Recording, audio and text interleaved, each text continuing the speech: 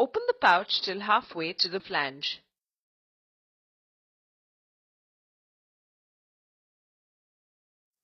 Free the suture thread from the flange.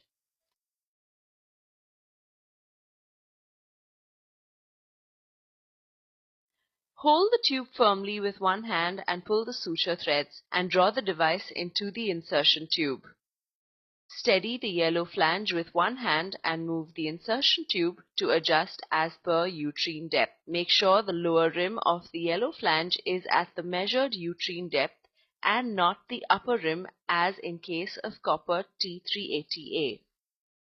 Hold the thread slightly stretched with one hand and put the solid rod into the insertion tube to almost touch the bottom of the pulled-in frame. Silver line is now ready for insertion. Peel the remaining cover off the pouch and lift the loaded insertion tube, keeping it horizontal so the frame does not fall out. Gently introduce the T-loaded insertion tube through the cervical canal and advance upward until yellow flange comes into contact with cervix. Hold the solid rod firm and stationary with one hand and withdraw the insertion tube with your free hand to touch the rib part of solid rod.